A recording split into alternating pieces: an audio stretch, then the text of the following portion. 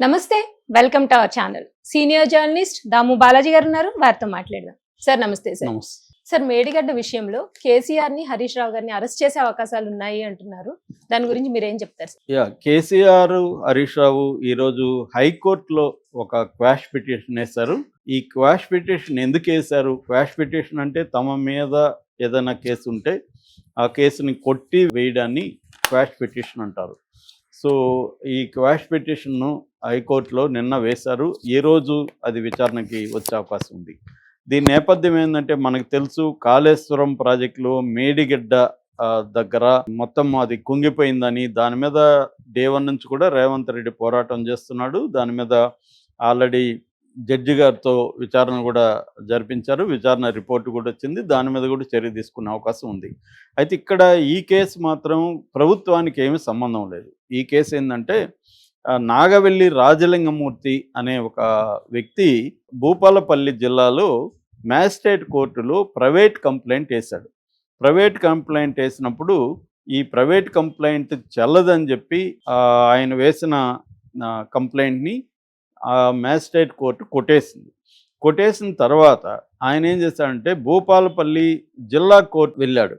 జిల్లా కోర్టుకి వెళ్ళి రివిజన్ పిటిషన్ వేశాడు. అంటే మ్యాజిస్ట్రేట్ కోర్టు కొట్టివేస్తే దాన్ని మళ్ళీ ఈయన రివిజన్ పిటిషన్ అంటారు. రివిజన్ మళ్ళీ ఆ కేసుని టేకప్ చేయమని, తన కంప్లైంట్ని టేకప్ చేయమని భూపాలపల్లి జిల్లా కోర్టులో వేశాడు. సో ఆ జిల్లా కోర్టులో వేసిన తర్వాత జిల్లా కోర్టు, భూపాలపల్లి జిల్లా కోర్టు కేసీఆర్కి, హరీష్ రావుకి ఇద్దరికి కూడా నోటీసులు పంపింది. దీనికి సంబంధించి మీ మీద వేశారు కాబట్టి మీరు సమాధానం ఇవ్వండి అని చెప్పి. ఈ ఉత్తర్వుల్ని రద్దు చేయమని నిన్న కేసీఆర్, హరీష్ రావు హైకోర్టులో క్వాష్ పిటిషన్ వేశారు. అంటే ఈ నాగవెల్లి రాజలింగమూర్తి ఆ భూపాలపల్లి జిల్లా కోర్టులో ఏమేశాడంటే, ఈ మేడిగడ్డ కుంగిపోవడానికి ప్రధాన కారణం కేసీఆర్, అప్పటి నీటిపారుదల శాఖ మంత్రి హరీష్ రావు, తర్వాత నీటిపారుదల శాఖ కార్యదర్శి రంజిత్ కుమార్, తర్వాత సీఎంఓ ఆఫీస్లో అధికారిగా ఉంటున్న స్మితా సబర్వాల్, తర్వాత దాని కాంట్రాక్టర్ మేఘా కృష్ణారెడ్డి, ఎలాంటి ఇద్దరు కాంట్రాక్టర్లు వాళ్ళు, తర్వాత గవర్నమెంట్ ఇంజనీర్లు, వీళ్ళు బాధ్యులని వీళ్ళందరినీ ప్రతివాదులుగా చేరుస్తూ ఆయన భూపాలపల్లి జిల్లాలో రివిజన్ పిటిషన్ వేశారు. ఇప్పుడు దానికి సంబంధించి భూపాలపల్లి కోర్టు, డిస్ట్రిక్ట్ కోర్టు కేసీఆర్కి, హరీష్ రావుకి నోటీసులు ఇచ్చింది. సో వీళ్ళు ఆ నోటీసులు చెల్లవని, ఎందుకంటే ఆ కోర్టుకి ఆ పరిధి లేదని. ఎందుకు పరిధి లేదంటే, ఒకసారి మ్యాజిస్ట్రేట్ కోర్టు రిజెక్ట్ చేసింది కాబట్టి, ఆల్రెడీ రాజలింగమూర్తి ప్రైవేట్ కేసును రిజెక్ట్ చేసిన తర్వాత మళ్ళీ రివిజన్ పిటిషన్ని ఆమోదించే అధికారము భూపాలపల్లి కోర్టుకి, భూపాలపల్లి జిల్లా కోర్టుకి లేదు అనేది వీళ్ళ ఆర్గ్యుమెంట్. కాబట్టి లేదు, కాబట్టి అధికార పరిధి లేదు, కాబట్టి ఆ నోటీసుల్ని రద్దు చేయమని చెప్పండి, ఆ కేసును విత్డ్రా చేయమని మీరు ఆ జిల్లా కోర్టుని ఆదేశించండి ఇప్పుడు కోర్టుకి వెళ్ళారనమాట. ఒకవేళ కానీ హైకోర్టు కానీ వీళ్ళకి ఫేవర్గా క్వాష్ చేస్తే ఊరట లభించినట్టు. లేదు, మీరు అక్కడే తేల్చుకోండి, డిస్ట్రిక్ట్ కోర్టు మీకు ఇచ్చినప్పుడు మీరు వెళ్ళి సమాధానం చెప్పండి దానికి అని కానీ హైకోర్టు వీళ్ళని ఆదేశిస్తే మాత్రం ఇది మెల్లమెల్లగా ఇబ్బందికరంగా మారుతుంది. ఎందుకంటే మన ఆల్రెడీ ఇక్కడ మేడిగడ్డ బ్యారేజీకి సంబంధించిన కుంగుబాటు ఏదైతే ఉందో, పిల్లర్స్ కుంగుబాటుకి సంబంధించి ఎప్పటి నుంచో అసెంబ్లీలో కూడా రగడ జరిగింది. వీళ్ళు అక్కడ చూసి వచ్చారు, మళ్ళీ కేటీఆర్ వెళ్ళారు, ఇవన్నీ జరుగుతున్నాయి. ఆల్రెడీ కమిషన్ పెట్టారు, కమిషన్ విచారించింది. ఆ కమిషన్ కూడా కేసీఆర్ వెళ్లకుండా ఆయన కూడా కోర్టులో కూడా వేశాడు. సో ఇలాగా జరుగుతుంది. అది అంటే రేవంత్ రెడ్డి ముందు నుంచి కూడా ఏంటంటే ఒక పద్ధతి ప్రకారం వెళ్తున్నట్టుగా కనబడుతుంది. అంటే ప్రత్యర్థులు లేకపోతే కేసీఆర్, కేటీఆర్, హరీష్ రావు, కవిత వీళ్ళ మీద చర్యలు తీసుకోవాలి, కానీ అది ఏదో ప్రతీకారంతో తీర్చుకున్నట్టుగా వెళితే మనకి అది బ్యాక్ ఫైర్ అవుతుంది. రేపు న్యాయస్థానాల్లో కూడా కష్టమవుతుంది.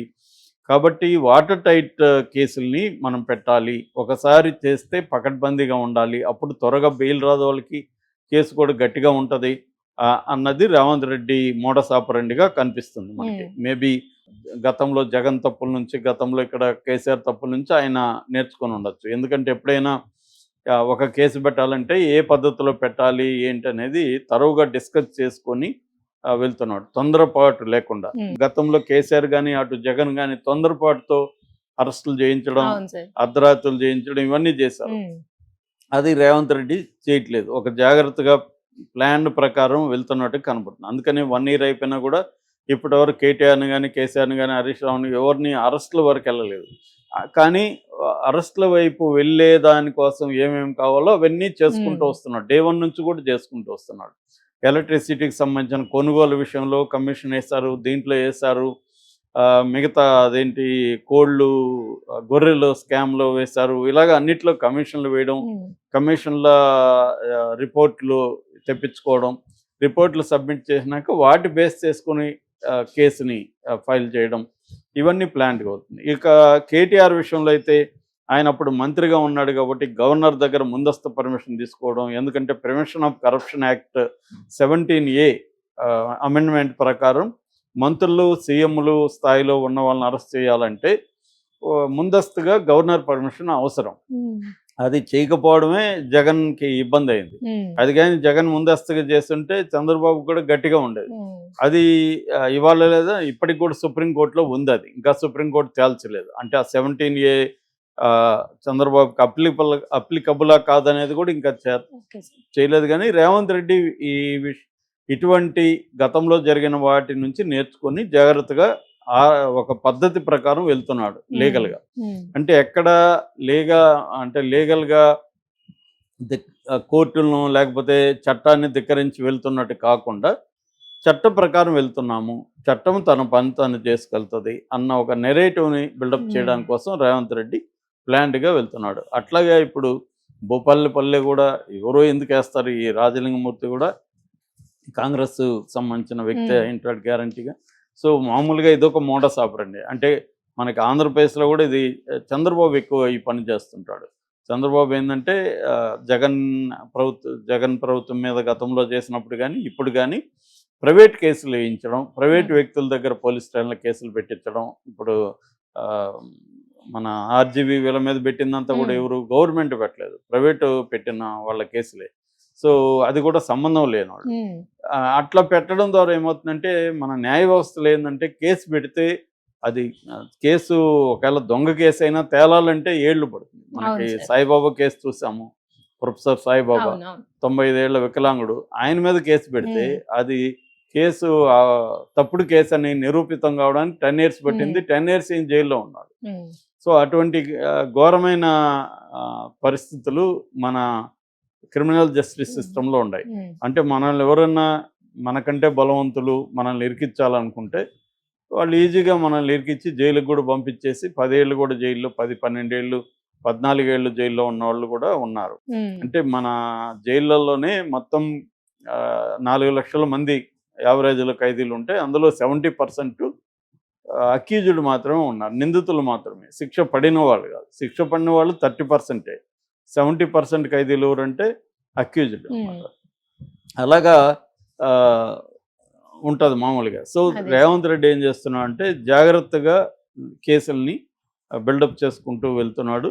సో ప్రైవేట్ కేసులు వేయించడం, దానికి సంబంధించి కోర్టు ప్రొసీడింగ్స్లోకి వెళ్ళడం, ఇవన్నీ చేయడం ద్వారా ఏంటంటే బీఆర్ఎస్ని వీకెన్ చేయడం. ఎందుకంటే రేవంత్ రెడ్డికి ఏం అబ్సల్యూట్ మెజార్టీ లేదు. ఓన్లీ కాంగ్రెస్లో 4 సభ్యులు ఎక్కువ ఉన్నారు అంతే, మ్యాజిక్ ఫిగర్కి.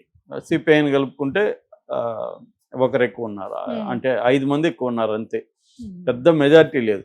రెండోది వీళ్ళకి కూడా బీఆర్ఎస్కి కూడా 39%, బీఆర్ఎస్కి కాంగ్రెస్కి పర్సంటేజ్లో చాలా 2% కూడా లేదు. కాబట్టి మళ్ళీ బీఆర్ఎస్ రాదని గ్యారంటీ. మళ్ళీ రాకుండా ఉండాలంటే ఏం చేయాలి, దాన్ని బాగా నాయకత్వాన్ని వీక్ చేయాలి. సో నాయకత్వాన్ని వీక్ చేయాలంటే వాళ్ళని కేసులు పెట్టి వాళ్ళని జైళ్ళల్లో పెట్టాలి. అయితే ఏదో హడావిడిగా చేసేస్తే వాళ్ళు మళ్ళీ అంత హడావిడిగా బయటకు వస్తారు. అందుకని టైట్గా చేస్తున్నాడు. అందుకే ఇప్పుడు కేటీఆర్ విషయంలో కూడా ఆల్రెడీ ఈడీ కూడా ఎంటర్ అయింది.